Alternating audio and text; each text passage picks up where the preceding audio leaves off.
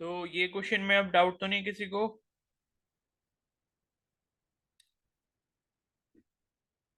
No sir.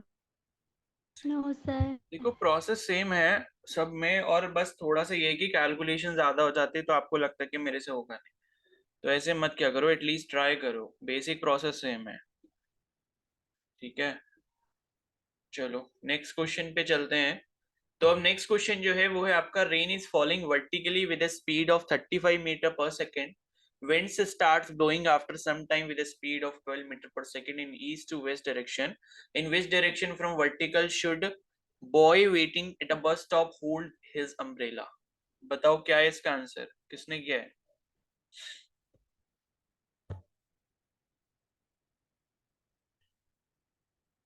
B कह रहे हैं कनिष्का। अच्छा, और बाकी लोग बताओ। ये नहीं करा।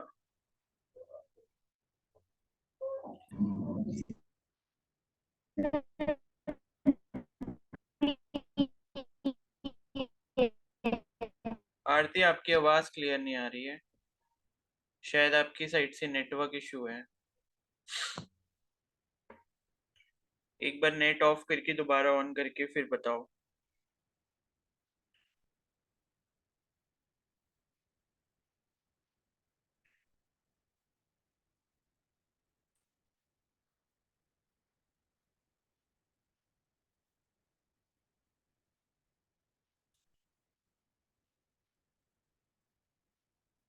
आरती आवाज आ रही है?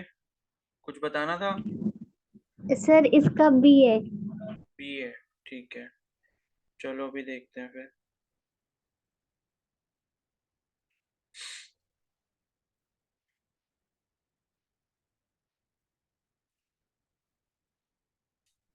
चलो फिर करते हैं, ठीक है। एंड ये काफी अच्छा क्वेश्चन है, मैंने इसीलिए इंक्लूड किया ताकि ये टॉपिक भी आपका हल्का सा एक टच कर ले हम इस टॉपिक को, ठीक है। चलो बी कह रहे हैं ना सभी लोग, चलो चेक करते हैं क्या है इसका आंसर। तो यहाँ पर जो है स्नेहा कह रहे हैं सी। चलो देखते हैं फिर।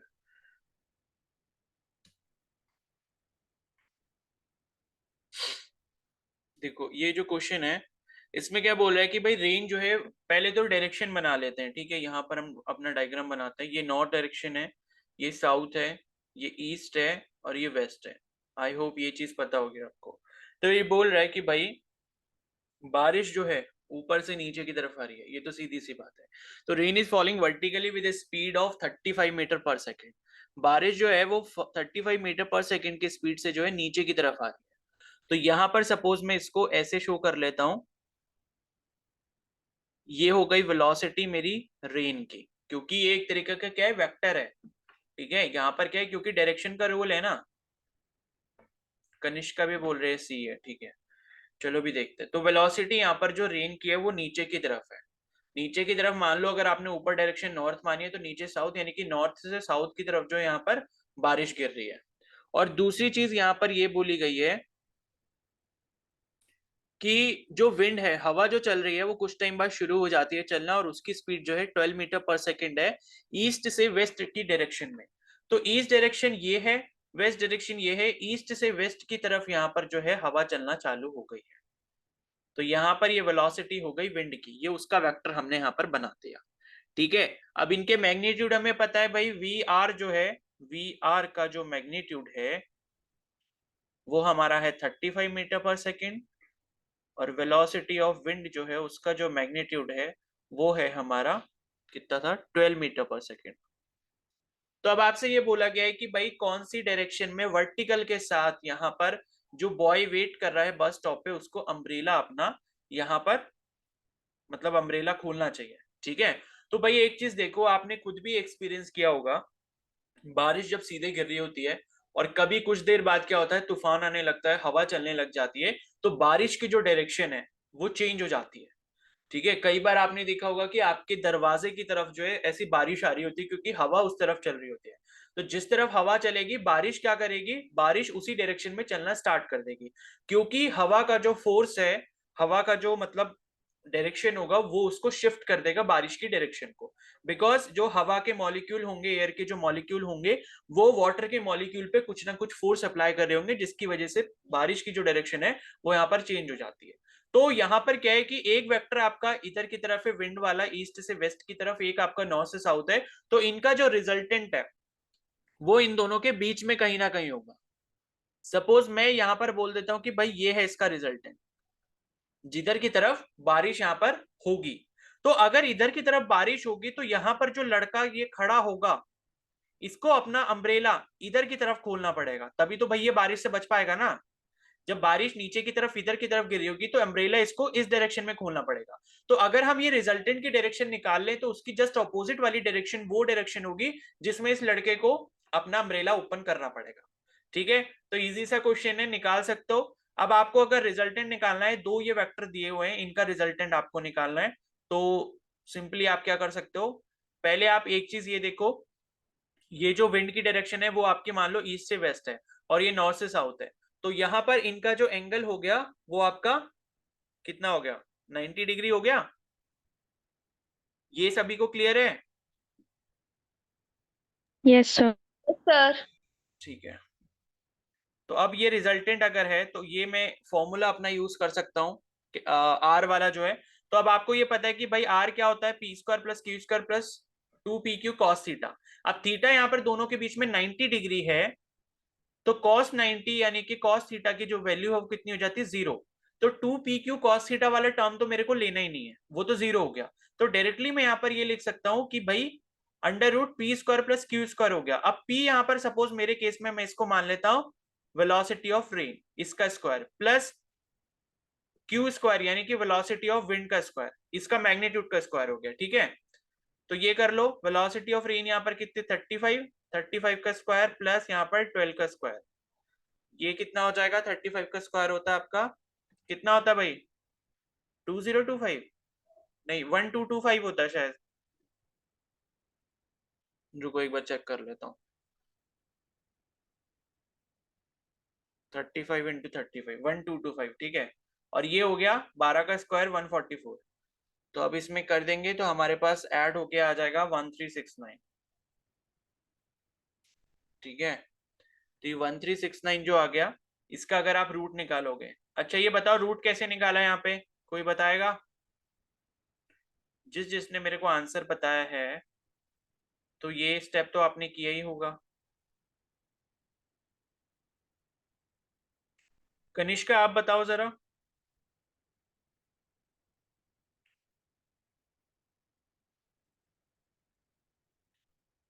कनिष्का, सर हाँ बताओ।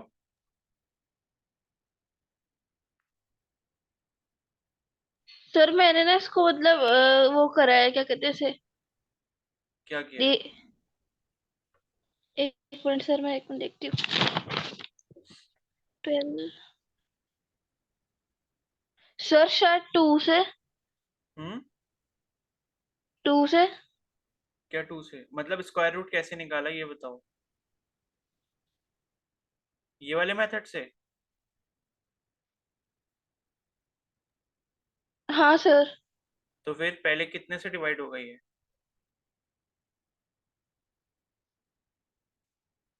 तो हम इसे 3 से ही करेंगे, मतलब वैसे 3 से हो जाएगा ये?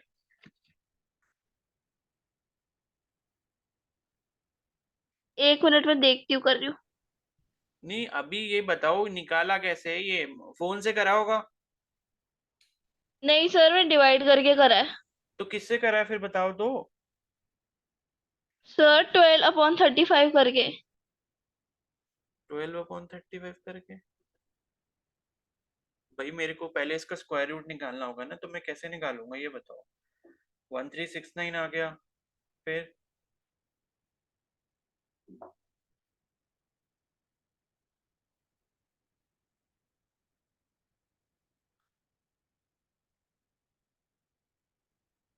चलो फिर अब रहने दो, क्या बताऊं मैं, ये फोन से ही करा होगा मुझे पता है। देखो नहीं सर वो ये जो स्क्वायर रूट है ना, ये आपके एक प्राइम नंबर का स्क्वायर रूट है, तो आप इसको ऐसे भी करोगे तब भी ये 37 टाइम्स आ जाएगा, और फिर 37 टाइम्स 1 जा जाएगा, फिर 37 का पेयर मिल गया, इसलिए डायरेक्टली यहाँ पर 37 का स्क्वायर होता है। ठीक है, तो ये है कि मतलब आपको ये पता है कि भाई हमने 35 का स्क्वायर निकाला है, तो उससे आगे का डिजिट का आप स्क्वायर करके देख लो, वहां से आपको ये रूट की वैल्यू मिल जाएगी। अब ये जिसने फोन से करा है, तो ये प्लीज ऐसी आदत मत डालो फोन से करने की, कोशिश करो खुद से सॉल्व करने की। तो 37 यहाँ पर जो है आपकी वेलोसिटी आ जाएगी मीटर पर सेकेंड में। ठीक है, ये आपकी आ गई रिजल्टेंट वेलोसिटी। ठीक है, अब ये रिजल्टेंट वेलोसिटी आ गई, तो यहाँ पर ये देख लो रिजल्टेंट आ चुका है। तो अब बारिश जो है इस डायरेक्शन में पड़ेगी 37 मीटर पर सेकंड के बीच में। अब लेकिन ये पूछा कि भाई उसको जो है, ये तो हमने वेलोसिटी कैलकुलेट कर ली, लेकिन अभी तो हमारा आंसर आया नहीं, क्योंकि वेलोसिटी तो हमें आंसर नहीं निकालना ना, हमें क्या निकालना है कि किस एंगल पे वो जो है, वॉइस नहीं आ रही क्या किसी को? सर आ रही है। सर आ रही है। ठीक है, तो आ रही है। स्नेहा स्नेहा फिर आपकी साइड से कुछ प्रॉब्लम होगी।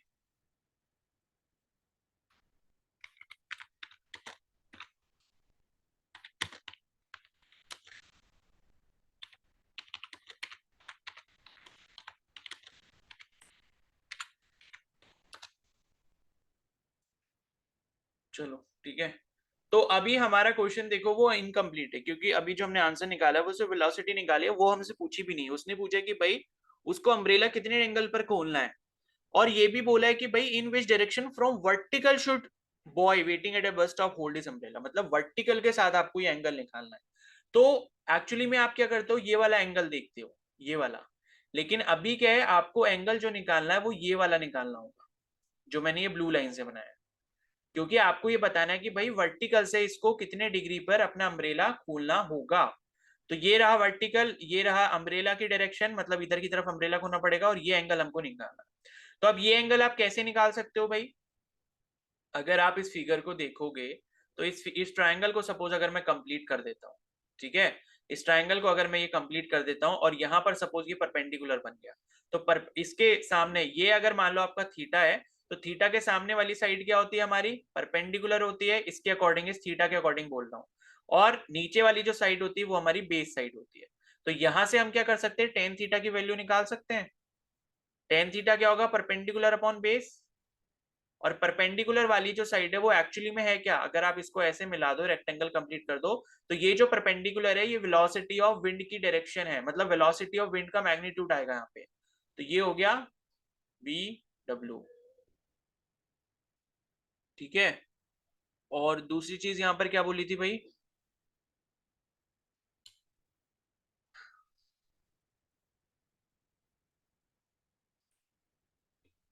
दूसरी चीज यहाँ पर क्या बोली थी, हाँ टेन थीटा क्या हो गया हमारा, ये V W upon V R हो जाएगा, बेस क्या है, वेलोसिटी ऑफ आर है ना नीचे।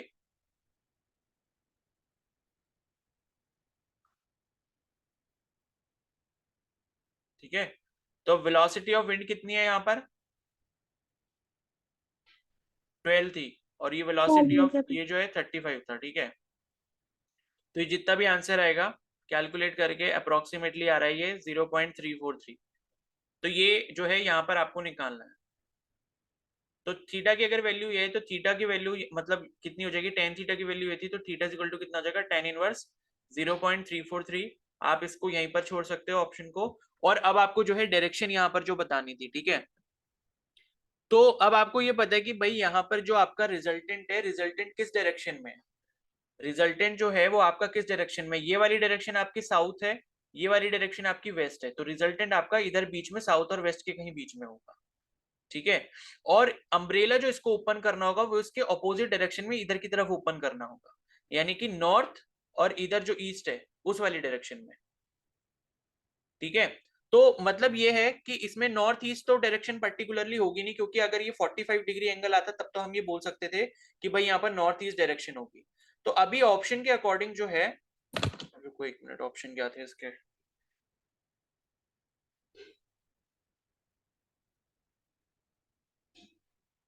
हाँ ऑप्शन के अकॉर्डिंग देखोगे तो यहाँ पर आपका ऑप्शन सी जो है वो करेक्ट आंसर होगा, टेन इनवर्स 0.343 ईस्ट की तरफ। ठीक है, ईस्ट की तरफ आप ओपन करोगे इसको,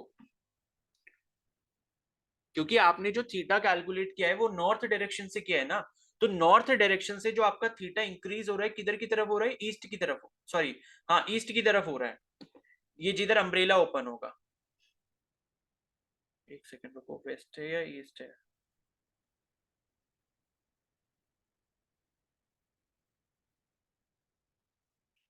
हाँ ठीक है। तो इधर जो आपका यहाँ पर अम्ब्रेला जो आप ओपन करोगे वो tan इनवर्स इतने एंगल पर करोगे और ईस्ट डायरेक्शन की तरफ करोगे, तो ये इसका आंसर हो जाएगा। ठीक है, और अगर आप इधर को कर रहे होते कहीं पर अम्ब्रेला ओपन तो वो वेस्ट की तरफ हो जाता, तो वेस्ट वाला तो ऑप्शन कैंसिल ही हो जाएगा। और बाकी जो आपके आ रहे हैं, बाकी जो ऑप्शन इसमें दिए हुए हैं उसमें 0.343 है नहीं, 0.45 है एक में और एक में 0.24 है, तो वो तो वैसे भी नहीं होगा।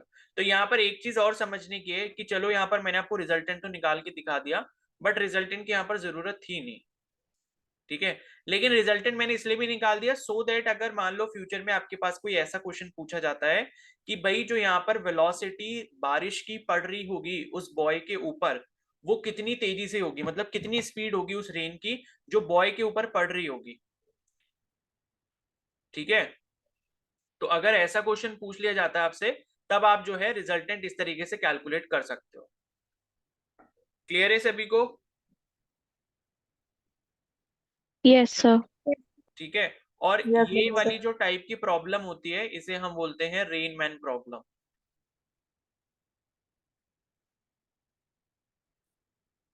तो इसका एक एग्जाम्पल मैंने इसीलिए करवा दिया ताकि आपको ये कॉन्सेप्ट पता चल जाए। तो अगर आपके एग्जाम में क्वेश्चन आता है तो वो लगभग लगभग इसी लेवल का होगा, इससे ज्यादा ऊपर लेवल नहीं जाएगा। अगर सपोज आता है तो, वैसे तो पूछा नहीं जाता है लेकिन फिर भी मैं आपको बता रहा हूँ। ठीक है, और इसी टाइप का एक जो और प्रॉब्लम होता है उसे हम बोलते हैं रिवर बोर्ड प्रॉब्लम।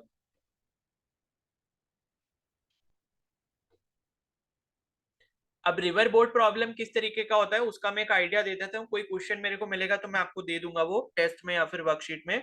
तो रिवर बोर्ड प्रॉब्लम का मतलब क्या है कि मान लो ये कोई रिवर चल रही है, ठीक है, रिवर की डायरेक्शन इधर की तरफ है, मतलब पानी जो है वो इस ए पॉइंट से बी पॉइंट की तरफ बह रहा है इस रिवर में।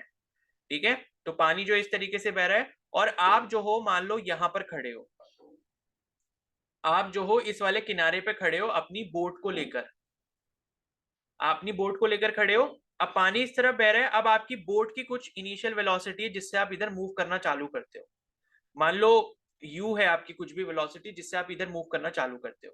तो अब एक्चुअली में होगा क्या कि यहां पर पानी की स्पीड इधर की तरफ है और आप इधर की तरफ जा रहे हो, तो आप जो है जब आप इस बोट को मतलब बोट से क्रॉस करोगे इस रिवर को तो आप यहाँ एकदम ठीक सामने वाले पॉइंट पे नहीं पहुंचोगे, बल्कि कहां पर पहुंचोगे आप यहाँ कहीं पर आगे पहुंचोगे, बिकॉज पानी का फोर्स आपकी बोट पे इधर से भी लग रहा है और आप इधर से भी आ रहे हो, तो इनका जो रिजल्टेंट है वो इधर की तरफ होगा कहीं ना कहीं, जैसे अभी हमने रेनमैन वाले में देखा। ठीक है, तो यहाँ पर क्या है आपको कैसे बोला जाएगा कि भाई रिवर की वेलोसिटी इतनी है इस डायरेक्शन में है, मान लो नीचे की तरफ है, ठीक है, और बोट की आपकी जो डायरेक्शन है वो इस तरफ है और इसकी वेलोसिटी इतनी है, तो रिजल्टेंट वेलोसिटी बोट पर जो लग रही होगी वो इधर कहीं लग रही होगी, इसका मैग्नीट्यूड निकालो। और ये भी पूछ सकता है कि भाई आपने जिस पॉइंट से स्टार्ट किया था वहां से कितने एंगल पे जो है आप जाके वहां पर पहुंचोगे, तो ये वाला आपको एंगल सपोज निकालना पड़ सकता है। ठीक है, तो ये होता है वो। और आपसे ये भी बोला जा सकता है कि भाई ये जो डिस्टेंस है जितना आप आगे जा चुके हो अपने अपने पॉइंट से अपने डेस्टिनेशन से वो कितना होगा। और कई बार क्वेश्चन ऐसा पूछ लेते हैं कि भाई ये पॉइंट है और ये पॉइंट है, तो आपको बोट को लेके बिल्कुल सीधे वाले पॉइंट पे जाना है अपनी बोट को लेके, और बोट की और नदी की जो स्पीड है वो इतनी है, तो आप यहां से कितने एंगल पे चलोगे कि बोट जो है आपके ठीक सामने वाले पॉइंट पे पहुंच जाए। ठीक है, मान लो अगर आपको जहां से आप बोट लेकर चल रहे हो उसके ठीक सामने वाले शोर पे आपको जाना है, तो आप क्या करोगे बोट को इस एंगल पर लेके जाओगे, इस एंगल पर जब लेके जाओगे तो पानी का जो इस पे फोर्स लग रहा होगा आपकी बोट पे वो धीरे धीरे जब तक आप यहाँ पहुंचोगे तब तक वो आपको यहाँ तक खिसका देगा। तो एक्चुअली में आपको पहुंचना यहाँ पर इस पॉइंट पे था लेकिन आप धीरे धीरे पानी की फोर्स की वजह से यहाँ तक पहुंच जाओगे। तो मान लो अगर आपको अपने ठीक सामने वाले पॉइंट पे पहुंचना है तो आपको किसी एंगल पे बोट को ले जाना पड़ेगा सो दैट कि बिल्कुल आप ठीक सामने पहुंचो। तो ये एंगल भी कई बार पूछ ले जाता है, तो मैं क्वेश्चन देख लूंगा अगर कोई होगा तो इसी टाइप से वो क्वेश्चन किए जाता है। ठीक है, समझ आ गया ये रिवर बोर्ड?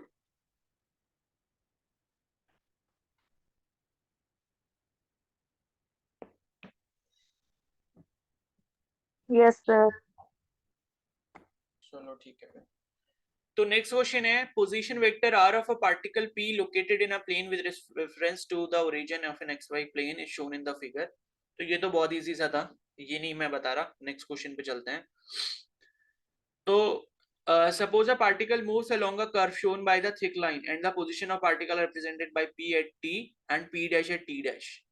तो आपको बताना है कि कोऑर्डिनेट जो है वो p के इतने हैं, p डैश के इतने हैं, तो नेट डिस्प्लेसमेंट कितना होगा। क्या है इसका आंसर?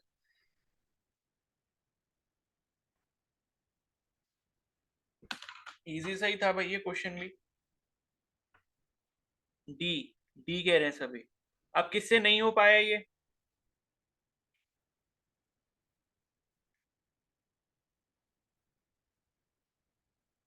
बताओ आरती। सर नहीं आरती किया। नहीं किया। नहीं कशिश भट्ट,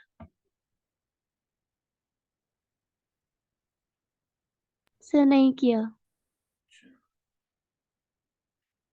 और ये जो दूसरी वाली कशिश है, आपने वर्कशीट नहीं सॉल्व करी है क्या? सर ये वाला क्वेश्चन नहीं किया। किसने बोला ये अभी? कशिश आपने वर्कशीट सॉल्व करी है? सर कुछ क्वेश्चन किए थे, ये वाला नहीं किया। अच्छा अच्छा, ये वाला नहीं किया। चलो ठीक है। तो ये वाला देखो काफी इजी सा क्वेश्चन है। इसमें आपको p के कोऑर्डिनेट्स दिए हैं। तो वो ये बोल रहा है कि कोई पार्टिकल है वो मूव कर रहा है, p के कोऑर्डिनेट यहाँ पर 2,3 दिए हैं। तो पहली वाली जो वैल्यू होती है वो x की वैल्यू होती है, दूसरी वाली जो वैल्यू होती है वो y की वैल्यू होती है। तो यहाँ से आप p वेक्टर फॉर्म कर सकते हो 2i cap plus 3j cap. ठीक है। तो इसका मतलब क्या है इस वेक्टर का कि दो वो जो है एक्स एक्सिस में चला है 2 यूनिट्स, और तीन यूनिट जो है वो वाई एक्सिस में चला है। उसी तरीके से यहाँ पर जो पी डैश है वो उसका जो आपको यहाँ पर कोऑर्डिनेट्स दिए हैं वो दिए हैं 5,6। अगर नेगेटिव साइन होगा कोऑर्डिनेट में तो नेगेटिव साइन आपके वेक्टर में भी आएगा। तो 5,6 दिए तो पी डैश जो वेक्टर यहाँ पर बनेगा वो आपका क्या बन गया 5i cap plus 6j cap. अब आपसे ये पूछा कि भाई नेट डिस्प्लेसमेंट कितना है। ये है आपकी इनिशियल पोजीशन, ये है आपकी फाइनल पोजीशन, दोनों के माइनस कर दो। Final minus initial is equal to net displacement आपको मिल जाएगा। ठीक है। तो पी नेट अगर आप निकालना चाहते हो तो आप क्या करोगे, पी डैश वेक्टर में से पी वेक्टर को माइनस कर दोगे। तो कितना हो जाएगा 5i कैप, आई वाले में से आई को माइनस करोगे और जे वाले को जे वाले में से माइनस करोगे। तो कितना बचा, ये 3i कैप हो गया प्लस 3j कैप हो गया। तो इसके अकॉर्डिंग यहाँ पर आंसर जो है वो डी वाला हो गया। समझ आ गया? Yes sir. Yes sir. चलो ठीक है फिर। तो नेक्स्ट क्वेश्चन है the position of a particle is given by this then the direction of VT is. ये किसने कर लिया भाई? अच्छा क्वेश्चन था ये भी।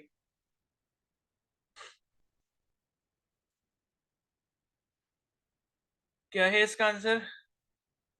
आर वेक्टर दिया है, वी वेक्टर निकालना था आपको, मतलब वी निकालना था टी इक्वल टू 1 सेकेंड पे, डायरेक्शन निकालनी थी मतलब। बताओ किसी ने नहीं किया ये?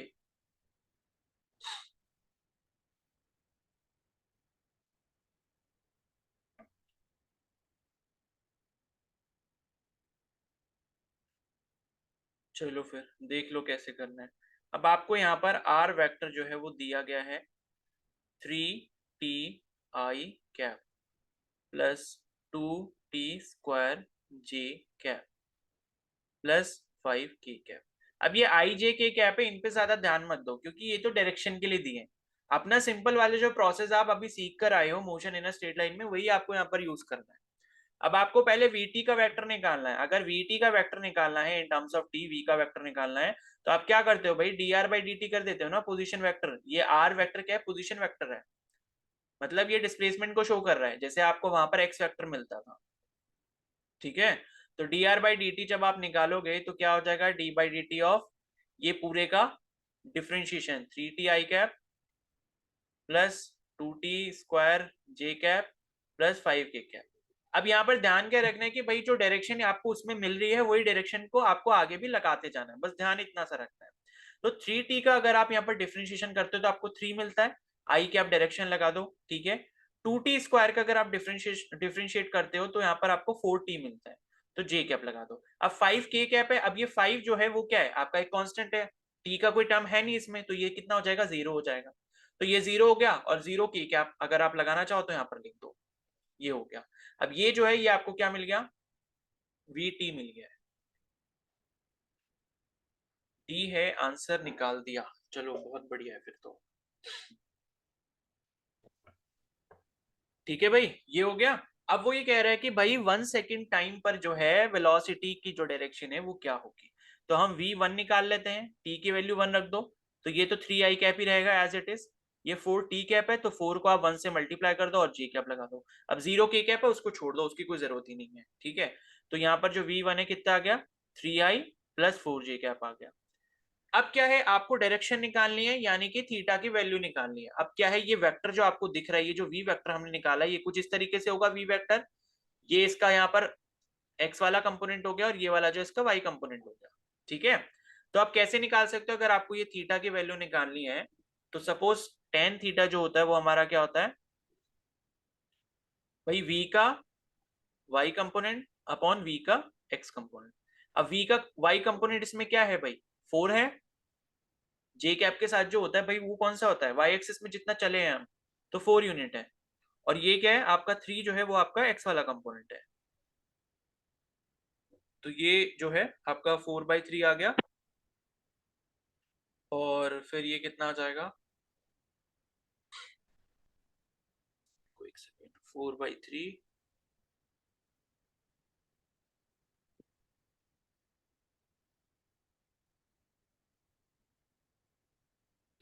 हाँ ठीक है।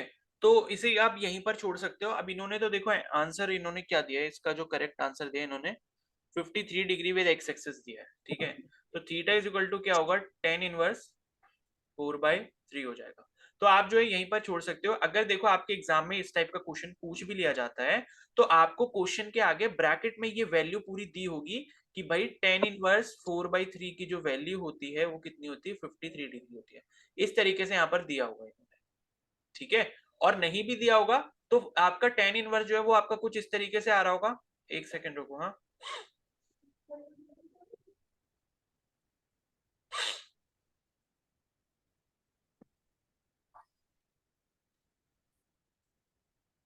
ठीक है। तो यहाँ पर क्या है, अगर आपको क्वेश्चन दिया भी जाता है तो आपको वहां पर या तो सीधे सीधे थीटा की वैल्यू क्या दे देंगे, 10 इनवर्स 4/3 दे देंगे ऑप्शन में विद एक्स एक्सेस, ठीक है। और नहीं भी दी होगी तो फिर आपको यहाँ पर 10 इनवर्स की वैल्यू इस तरीके से दी जाएगी। मान लो ये जो रिजल्ट आपको मिल रहा होगा ये कुछ इस तरीके का होगा कि जिसकी आपको वैल्यू पता होगी। मान लो अगर ये √3 होता तो थीटा की वैल्यू यहाँ पर 60 डिग्री हो जाती, या मान लो यहाँ पर 1 होता तो ये 45 डिग्री हो जाता, ठीक है। तो ये क्वेश्चन ऐसे करना था। तो इसे हम बोलते हैं आपका मोशन इन 2 डायमेंशन, इसी से हम कैलकुलेट करते हैं। अगर जैसे डिस्प्लेसमेंट दिया है तो वेलोसिटी आप निकाल सकते हो, वेलोसिटी दिया है तो इसी तरीके से आप एक्सेलरेशन निकाल सकते हो। समझ आ गया, ये क्वेश्चन में किसी को डाउट है? सर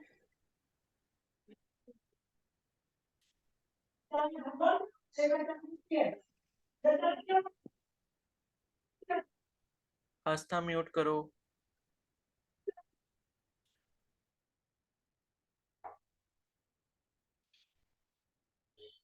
चलो ठीक है, नहीं है डाउट तो।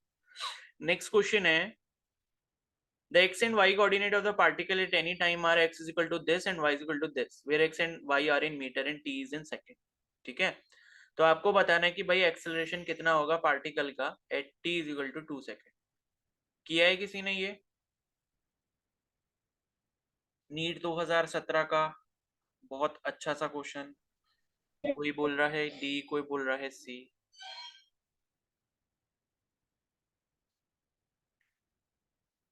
चलो ये दिव्या बताओ कैसे किया आपने।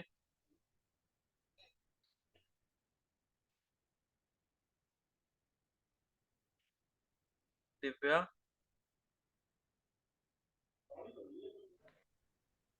सर पहले मैंने dx/dt है ना, उससे हाँ मैंने डिफरेंशिएट किया। ठीक है, फिर उसमें जो x वाला था dx, तो उसको -4 लिया और dy को 0 लिया। अच्छा ठीक है। हाँ चलो तो ठीक है। तो यहाँ पर देखो क्या है ना, आपको दोनों कंपोनेंट निकालने पड़ेंगे एक्स और वाई डायरेक्शन में। तो यहाँ पर आपको एक्स और वाई कोऑर्डिनेट दिए हैं। एक्स कोऑर्डिनेट जो यहाँ पर दिया हुआ है वो आपको दिया है 5t माइनस 2t स्क्वायर, और वाई कोऑर्डिनेट जो दिया है वो आपको दिया है यहाँ पर 10t के बराबर। ठीक है, तो ये इस तरीके से दिए हैं। तो अब आपको अलग अलग कैलकुलेशन करनी पड़ेगी। एक कैलकुलेशन आप एक्स एक्सिस के लिए करोगे, एक कैलकुलेशन आप वाई एक्सिस के लिए करोगे, प्रोसेस बिल्कुल सेम है। तो यहाँ पर अगर x की वैल्यू ये जो आपको दी है, ये क्या दिया है आपको, पार्टिकल की पोजीशन के कोऑर्डिनेट दिए हैं, मतलब डिस्प्लेसमेंट कोऑर्डिनेट दिए हैं। तो आपको क्या निकालना है, एक्सेलरेशन। तो आप क्या करोगे, दो बार डिफरेंशिएट करोगे। एक बार डिफरेंशिएट करोगे तो वेलोसिटी मिलेगी, दूसरी बार डिफरेंशिएट करोगे तो एक्सेलरेशन मिलेगा। ठीक है, तो वेलोसिटी इन एक्स डायरेक्शन अगर मैं निकालता हूँ क्या हो जाएगा, dx बाई dt हो जाएगा, जो कि कितने के बराबर हो जाएगा, 5t माइनस 2t स्क्वायर। इसका डिफरेंशिएट करोगे तो 5 माइनस 2 2 जा 4t मिलेगा। ये आपको यहाँ पर मिल गया। ठीक है, और उसी तरीके से यहाँ पर अगर आप एक्स एक्सिस में एक्सेलरेशन निकालोगे तो कितना मिलेगा, आप dv बाई dt को dvx जो सॉरी एक्सेलरेशन है ना, ये ax लिख दिया मैंने, तो dvx को आप जो है dt के रिस्पेक्ट में यहाँ पर क्या करोगे, डिफरेंशिएट करोगे, मतलब इस वाले टर्म को टाइम के रिस्पेक्ट में दोबारा से डिफरेंशिएट। तो 5 का तो 0 हो गया क्योंकि कांस्टेंट है, फिर माइनस साइन आएगा 4t, तो यहाँ पर 4 बचेगा। तो ये -4 क्या है, मीटर पर सेकंड स्क्वायर में आपका एक्सेलरेशन हो गया। उसी तरीके से यहाँ पर आप y कोऑर्डिनेट के लिए निकालोगे vy निकालने के लिए आप क्या करोगे, dy बाई dt कर दोगे। तो dy बाई dt जब आप करोगे कितना आ जाएगा, 10 आ जाएगा। और इसको जब दोबारा से डिफरेंशिएट करोगे, यानी कि dvy बाई dt, वेलोसिटी का आप दोबारा से करोगे तो 0 आ जाएगा, क्योंकि 10 के यहाँ पर डिफरेंशिएशन 0 हो जाएगा, क्योंकि 10 कांस्टेंट है। तो ये आ गया 0 मीटर पर सेकंड स्क्वायर। ठीक है, अब मान लो आपको यहाँ पर एक्सेलरेशन का वेक्टर लिखना है। यहाँ पर क्या लिखना था, इसमें क्वेश्चन क्या था, the acceleration of the particle at t equal to 2 second. तो पहले हम क्या करते हैं, एक्सेलरेशन का वेक्टर बना लेते हैं इसको यूज करके। तो एक्सेलरेशन का जो वेक्टर होगा एक्चुअली में किस तरीके से दिखेगा, ax i cap plus ay j cap, इस तरीके से हम लिख सकते हैं किसी भी उसका वेक्टर। तो a वेक्टर जो हमको मिलेगा, ax x डायरेक्शन में यहाँ पर जो एक्सेलरेशन है कितना, -4 मीटर पर सेकंड स्क्वायर। ठीक है, ये मिल गया, आई कैप हो गया ये, प्लस ए वाई की जो वैल्यू आई है वो 0 आई है, तो ये 0 जे कैप हो जाएगा। ठीक है ना, तो ये मिल गया। तो यहाँ पर ए वेक्टर की जो वैल्यू आ गई वो कितनी आ गई, -4 मीटर पर सेकंड स्क्वायर इन आई कैप।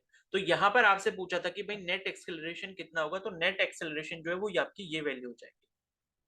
नेट एक्सेलरेशन जो है वो आपकी ये वैल्यू हो जाएगी, क्योंकि एक्स एक्सिस के अलोंग हमें ये जो एक्सप्रेशन बता रहा है कि ये बता रहा है कि भाई इसका पार्टिकल का जो नेट एक्सेलरेशन होगा वो एक्स एक्सिस के अलोंग होगा, और मतलब नेगेटिव में होगा, नेगेटिव एक्स एक्सिस में होगा, और 4 मीटर पर सेकंड स्क्वायर के बराबर होगा। तो यहाँ पर जो है -4 मीटर पर सेकंड स्क्वायर जो है वो इसका करेक्ट आंसर हो जाएगा। क्या ये बात सभी को क्लियर है? Yes sir. ठीक है, यस और यहाँ सर। पर ये यस। भी बोला था कि भाई t इक्वल टू 2 सेकंड पर निकालना है। लेकिन आपने एक चीज ये देखी, जब हमने ये वाला जो एक्सप्रेशन निकाला इसमें t का कोई टर्म आया ही नहीं, तो इसका मतलब है ये क्या है, इंडिपेंडेंट ऑफ t है, यानी कि एक्सेलरेशन जो है वो आपका कांस्टेंट है। अगर टाइम 1 सेकंड हो, 50 सेकंड हो, 2 सेकंड हो, 100 सेकंड हो, कितना भी हो, एक्सेलरेशन -4 मीटर पर सेकंड स्क्वायर ही रहेगा। अब -4 मीटर पर सेकंड स्क्वायर का मतलब क्या है, कि ये बॉडी रिटार्ड कर रही होगी। तो एक टाइम ऐसा आएगा कि भाई वेलोसिटी उसकी 0 हो जाएगी। ठीक है, तो ये सारे कंक्लूजन जो है हमें इससे मिल रहे हैं। क्लियर है, समझ आ गया ये? Yes sir. ठीक है, उसके बाद ये लास्ट क्वेश्चन है, the position vector of a particle changes with time according to the relation this, what is the magnitude of acceleration. अब ये तो कर ही सकते हो भाई, 33 वाला मैंने बता दिया, 32 भी बता दिया आपको। ये किसने कर लिया 34 वाला, 50, और बाकियों का क्या आ रहा है, ए 50, ए 50। ठीक है, तो देखो ये क्वेश्चन जो है ये खुद से कर लेना। ठीक है, जिसने नहीं करा है अभी जो मैंने कॉन्सेप्ट समझाया, तो ये क्वेश्चन खुद से ट्राई करना। और ये क्वेश्चन आपका आया है जेई मेंस 2019 में। ठीक है, तो इजी इसी से क्वेश्चन भी कभी कभी जेई मेंस में पूछ लेते हैं। ठीक है। चलो फिर अभी इसका लास्ट टॉपिक तो आज हम कर नहीं पाए क्योंकि क्वेश्चंस डिस्कस करने में सारा टाइम चला गया। तो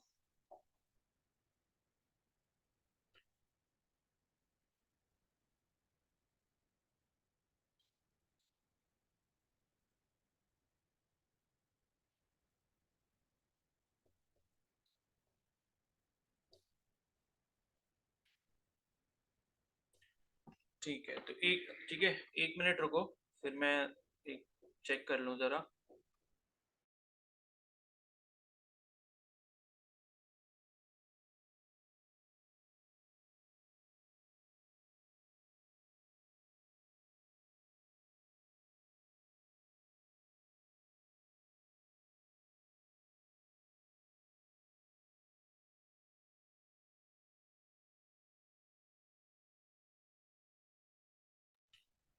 अच्छा सुनो, अभी जैसे चलो ठीक है, ये तो हो नहीं पाया, तो अभी जो सर्कुलर मोशन का टॉपिक रह गया है ना, तो अभी क्या करेंगे, एक और क्लास रखते हैं अभी, ठीक है, एक ब्रेक के बाद, और उसमें वो टॉपिक कर लेंगे। तो 10 से 15 मिनट का वो टॉपिक है, जल्दी से उसको करके, वो टॉपिक इसलिए आज करना है बिकॉज फिर मैं उसके क्वेश्चंस आपको प्रैक्टिस के लिए दे दूंगा, ताकि आप उसके क्वेश्चन आज प्रैक्टिस कर लो, और उसके बाद कल जो उसमें डाउट होंगे तो फिर वो आप मेरे से पूछ लोगे, क्योंकि कल के लिए अगर हम उसको पोस्टपोन करेंगे तो कल फिर टॉपिक पढ़ेंगे, कल फिर मैं क्वेश्चन दूंगा, तो फिर वो परसों तक चला जाएगा।